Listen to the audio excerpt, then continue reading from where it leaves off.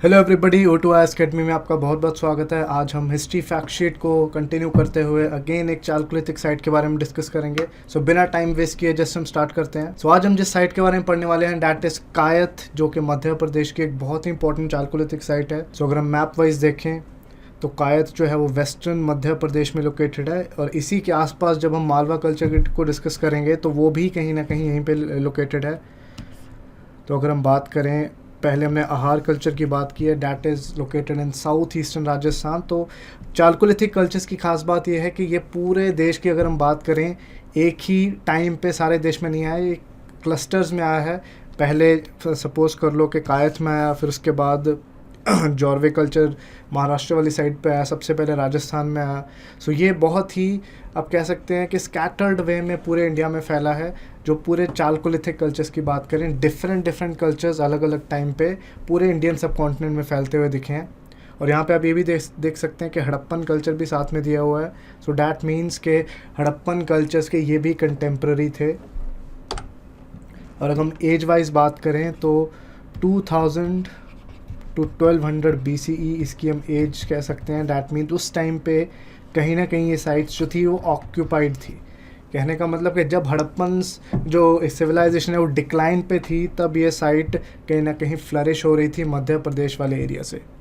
और बहुत ही ख़ास बात है यहाँ की कि यहाँ पे कार्नेलियन बीड्स इस एरिया से बहुत अच्छी क्वांटिटी से अवेलेबल होते हैं, जो कि हड़प्पन्स के फेवरेट बीच में से एक थे। सो स्टार्ट करते हैं इसके बारे में, हम और इन्फॉर्मेशन जानते हैं। डैट इज़ कि ये उज्जैन डिस्ट्रिक्ट ऑफ मध्य प्रदेश में लोकेटेड है, जो कि वेस्टर्न मध्य प्रदेश आ गया।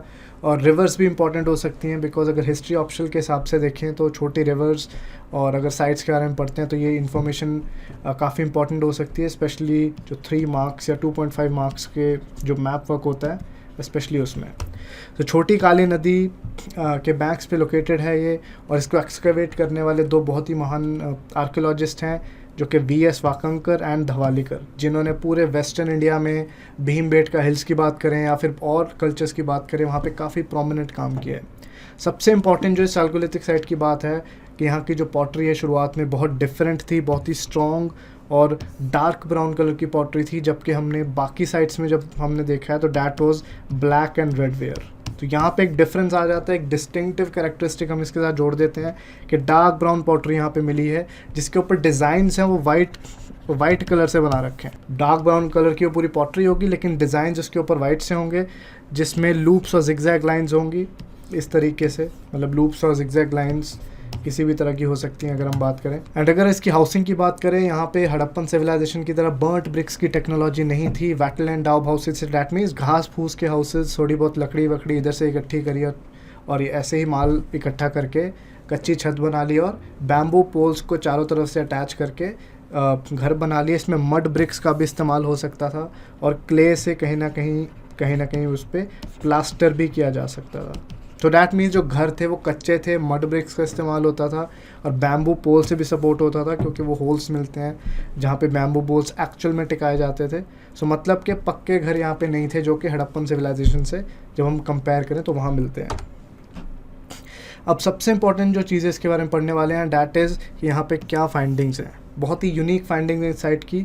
सबसे पहले यहाँ पे 2 फाइन एक्सेस यहाँ पे मिले हैं, प्रॉपर जो हम कह सकते हैं कि कॉपर की यू कैन से जो कुल्हाड़ियाँ होती हैं, एक्सेस होती है, वो यहाँ पे अवेलेबल हुई हैं, जो कि कहीं और से प्रॉपर नहीं मिली। बिकॉज जब बहुत पुरानी साइट्स को आप डिस्कवर करते हैं तो टूटी फूटी चीज़ें मिलती हैं, प्रॉपर चीज़ें वहाँ पे एकदम फुल चीज़ें मिलनी बहुत डिफ़िकल्ट हो जाती हैं।